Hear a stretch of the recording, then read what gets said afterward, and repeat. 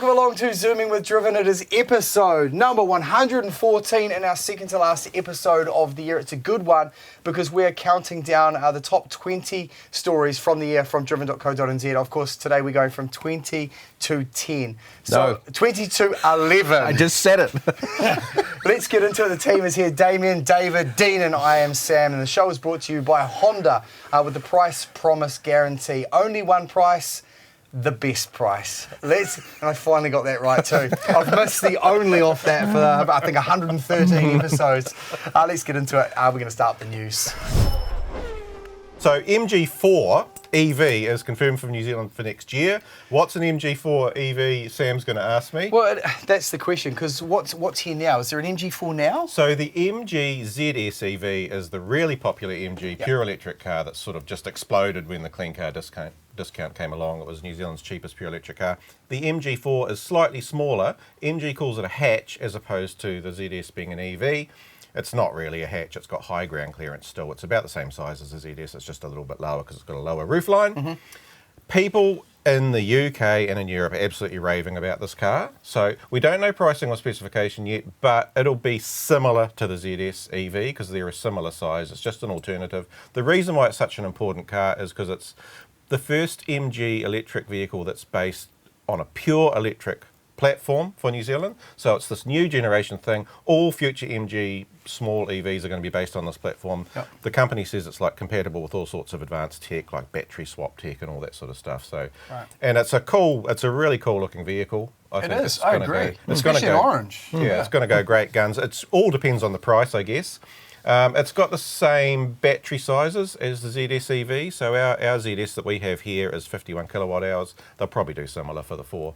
But it's actually quite an exciting car. Like I said, everyone in Europe's just raving about it. It's won 3 Car of the Year awards already. So how many kilowatts does the existing car have? Do we know in terms of power?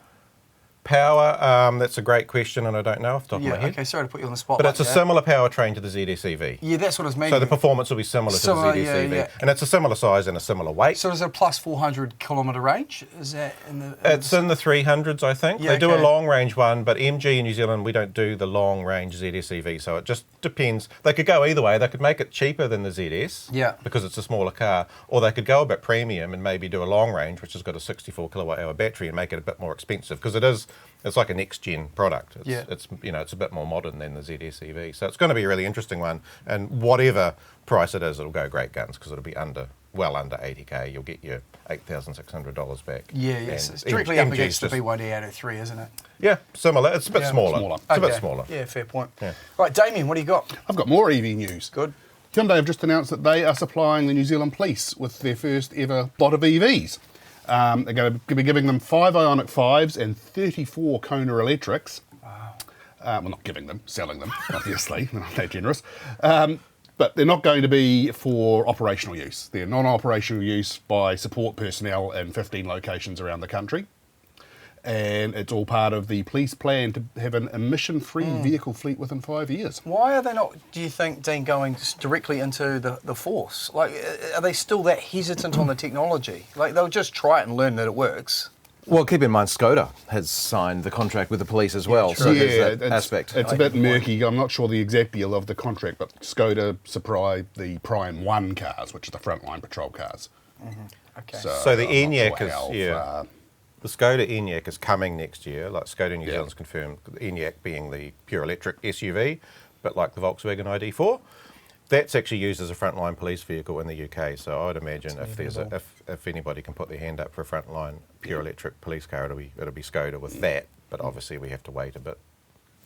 Good stuff. Let's burn some fuel, Dean. Is this EV news as well, or? No, I was going to say, speaking of police and policing, NZTA has done the trial for basically monitoring people with using their phones and not wearing their seatbelts. Yeah. They've said it's a trial. The trial's ended. They've got so many hundreds of thousands of mock fines that they would have actually fined, and they're saying, "Oh, we're not going to do anything." But this is just basically the most clear indicator that we're going to sting you next year, and we're just predicting how much revenue we're going to make from everybody. So it's ridiculous. The line said it scans drivers' hands to make sure both are on the wheel, which I think is ridiculous in itself. What if you drive a manual, for example? Your hand's going to So I was going to say, what if you're picking your nose? But that's probably a better example, the manual thing. manual, yes, yep. Is it technically illegal to not have both ends on the wheel? It's No, not, is no, it? it's no, not. No. perfectly not. I mean, there's plenty of disabled one-handed drivers, or driving automatics. So I And wouldn't say texting plenty. at the same time, which Yeah, is worrying. I know someone who does that. Yeah. Anyway. Yeah, I kind of feel there'll be people out there right now in those photos, and they'll have literally like a portfolio of photos of them. You know, some people are chronic, eh? Yes. Yeah. So it's a bit of a hornet's nest at the NZTA's opening. Again, it's never good. Very rarely does they say, "Hey, we're not going to fine you as much next year." Yeah. So just more irritation. At least the roads are fantastic. Let's not go into that right now. Don't even get me started. We've just had a pre-show venting about that. Anyway, some more exciting news. Gymkhana 2022 was released and launched last week with Travis Pastrana. So obviously the handover from Ken Block to Travis Pastrana. Yeah, did Ken Block get fired, or what's the story there? I think he said he'd Ken probably Block done went enough. without him. Okay. So Travis has sort of taken over the mantle. Gymkhana 2022, is this the best yet? Have we all seen it? Yeah, it's magnificent. Brilliant. Like, I reckon, done in Florida. I mean, there's a couple of holy crap moments. Yeah, the rail slide, eh? Right at the start. Like, he's heading straight for the rail and he's going over the top. Exactly. The 260 km/h jump, which was just awesome. The pond crossing where you see the nose of the car dig in. I mean, the drag race as well. And the WRX test drive done in a typical Travis Pastrana way at the end. Yeah. The grave digger monster truck. I mean, there's so many pucker moments. Really, really good. So, I mean, as good as Ken Block's done. Really fantastic evolution of Gymkhana 22. Yeah. It is on the Driven website, so go check it out. I'm not big on the Gymkhana stuff, but that video is really great, and I think partly for me too because the car's cool. I was just gonna What say, is the car? It's the Subaru family Huckster. So was that like the original one. rally car, or was that something that No, never... totally No, nothing. not really. Yeah, yeah. It was one of his young person cars. I saw it at Goodwood. It's with all the Right. Level the bug Aero, yeah. on it. Yeah. Just, as he even admitted, probably largely pointless, but it looks cool. It does, it it's looks awesome. super cool. Yeah. So yeah, fantastic stuff. Right. It is time to rip into our countdown now. The top 10 stories. So we're going from 20 to 11 right now of the stories you guys clicked on the most and watched and read throughout the year. So let's kick it off with number 20 on the list, the BYD Atto 3 1000k road trip. Mr. Linklater, this is your story. Yeah, I don't know whether to be pleased I'm in the top 20 or disappointed that I'm right at the bottom of the top 20.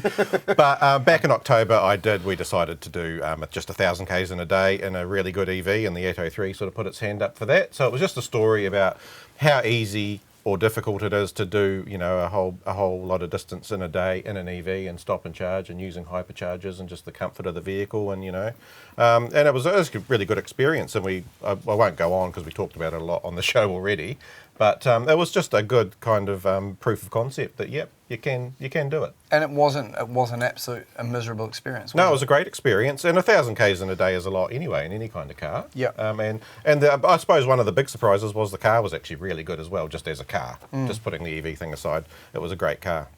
You should be proud because we probably do close to 1,000 stories in the year. So to make it in the top 20 is actually doing really well. Number 19 on the list, the rare John Goss XB Falcon found in a barn. Yes, in Australia they discovered this very rare Falcon. Apparently it was built in 1975 to celebrate John Goss's win at Bathurst. They built between 260 and 800, which is a strangely broad number to be Between 1 and a million. Not big on keeping records in Australia, obviously. Keeping records in Pretty loose. Australia was a bit loose, but a recent example, fully restored, had sold for 250,000 Australian. So I couldn't actually find what happened to it. I went to look up, see if I could find anywhere. I couldn't find whether it had been restored or whether it had been sold or what. It's weird that the barn finds are almost commanding more value than a restored version. Yeah. Like just to find one in a barn. Don't even clean it. Yeah. Take it to auction without Well, it had been found sitting it. there for, I can't remember how many years now, but it was, I think, since 1988 or something, it had been put in storage. And it was all rusty, but it was perfectly sound. Yeah. It's a real pop culture thing at the moment, though, isn't it? Barn find, almost the barn find label is hugely Amazing appealing how these to people people. have barns and they don't know what's in them. Like, What's in your barn? I've got a shed and I've got a redundant mower because I laid fake grass. Number 18 on the list, the Waikato Expressway opening date announced July 12th. How exciting was this? It was actually certainly for me. It was June 22 that we ran this story. As my phone rings, I can't actually get away from the phone. Yeah. June 22, we announced this. The Waikato Expressway opening date announced. So we've actually got a in the top 11 to 20 stories. This is the first of 3 stories, so I won't get on it too much. So it's clearly a popular topic this year. But basically, we sort of announced the opening date, and it was getting close. So this is how popular it was, just the lead up to the opening date being exciting because it was so many years in the making. Number 17 on the list, Hamilton Expressway, end in sight, 7th of March. 7th of March, this was kind of the first announcement. Yes, finally, after what felt like 20 years in the making, 20 years in the planning. This is obviously part of the roads of national significance, effectively extending the motorway expressway from Rototuna to Tamahiri, bypassing Hamilton completely. 20 years in the making and 2 years in the opening. That's how it felt. Like I remember signs saying it was opening in late 2019, then it switched out to 2020, then COVID, 21, Yeah, no, and 22. it felt even longer for us, Dean, as you told us about it each week. Yes. Number 16 on the list, the countdown within a countdown, Driven's top 10 reviews of 2021. I love there's a countdown within a countdown. So yeah, every year, by which I mean I did it last year and we'll do it again this year. Yeah. We just recount the most read pure car reviews on the site because that's a big part of what we do. We review cars and write stories. And so, yeah, that story with the countdown of the top 10 reviews remained really well read throughout the year. And actually, the number one reviewed and road-tested car of 2021 was the Hyundai Ioniq 5. Wow. So that was the most popular review of the year. And we'll be doing it again this year, so keep an eye on driven.co.nz from next week as we get towards the end of the year, and we'll be publishing our top reviews of 2022, which will be even more interesting, I would say. Number 15, hilarious video of Americans using a roundabout. Yes, Americans, as we all know, don't know how to use roundabouts because they don't know what they are. Don't even call them that. I mean, Yeah. Tom-Toms, sat-navs used to call them rotaries. Which is a different thing. Sounds way more interesting than they actually are. We laugh, but they use intersections better than us. You know, Yes. they've got the free right turn, don't Yeah. they? Right turn Which on means- red. Yeah, Yeah. right turn on red, which means Yep. you don't need a roundabout. It kind of, Yep. or it's already doing that. Well, this four-way crossroad in the States, in East Kentucky, they decided did need a roundabout, and it was just the video that the construction company took was an aerial video circling around the roundabout, and it was chaos. I don't know how. I mean, they were going around the wrong way. They were meeting in the middle. They were. So at what point does an American decide that they're going to drive? All of a sudden, there's a roundabout, so I'm going to go on the other side of the road. Like it's very Well, confusing. there was actually a divider between the lanes, each side of the roundabout, and people were going up the wrong side to go around. And proof that humans have devolved from ants. Number 14 on the list, well wrapped up. Towing and the taboo of using an EV. We sure do talk about the BYD Atto 3 a lot. This is another one based around the Atto 3 because BYD in New Zealand actually developed a tow package for the Atto 3, which you can't get from China, not because the car can't tow, but just because it's not a thing in China. So, and that's really the case for a lot of EVs. The companies that make them, just it's not a priority. It doesn't mean the cars can't tow. So it was a story about just getting that certified and up and running, and just a little bit of mention about the capabilities of EVs to tow. And lots of new EVs actually do have tow ratings now. So it's an interesting topic, and it's one of the things that people you hear all the time. It's like, oh, I can't buy an EV. I need to tow things. Well, EVs can tow things. Out of curiosity, how much weight can an Atto 3 tow? That's a really good question, and I've done it again. Sorry, so I'll research that See later. the story. Yeah, I'll go. Read the story now. Driven.co.nz. Number 14 on the list. Number 13, New Zealand's cheapest new car axed. New car announced. Yeah, so this is a story we did back in July, just for context, because that was sort of on the back of the clean car discount as well.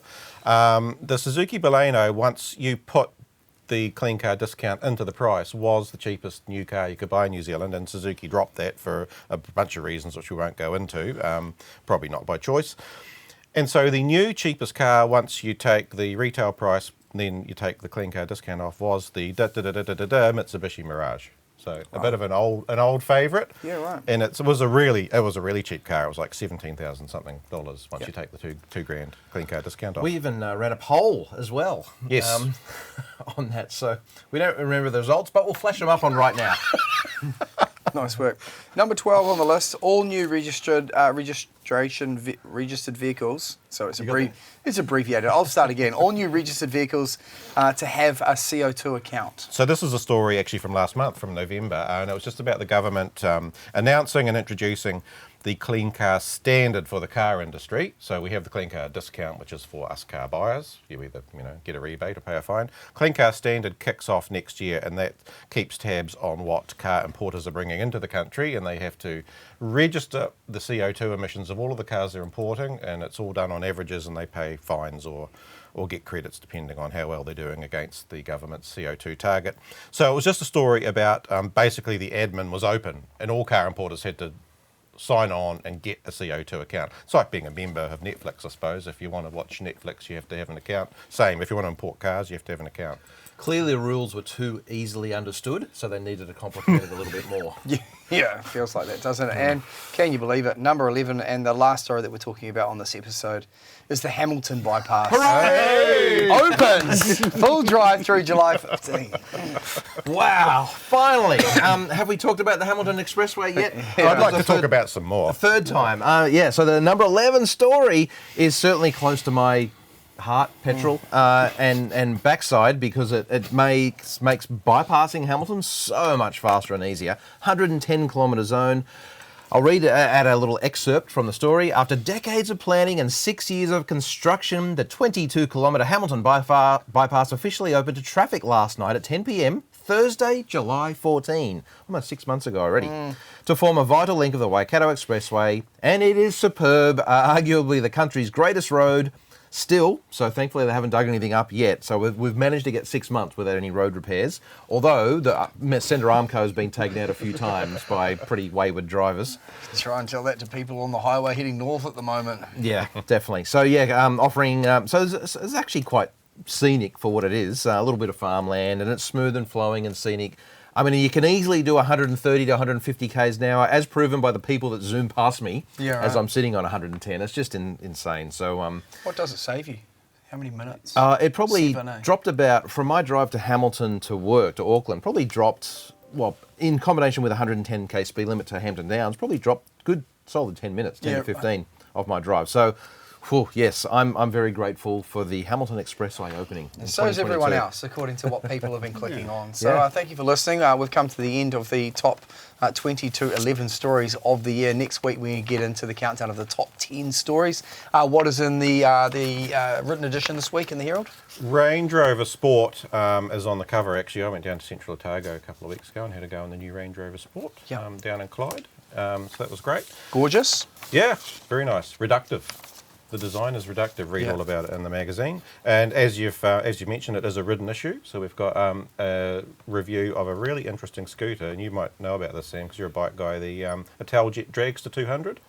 No. It's like the supercar of scooters. So I actually see you on one of them. I don't know. Scooters aren't my thing. You should see the scooter. I consider myself a real man. And it's toxic It's a real masculinity. man. It's a real man scooter. And there's also actually a really good story. The only thing that Dean goes on more about than the Waikato Expressway is saving money with smart fuel. So there's a good story on tips how to save money with smart fuel. Fantastic. Yeah. Thank you so much for watching the final episode 115 coming at you next week. Don't miss it. Thank you to Honda for all your support, and thank you to you for listening or watching.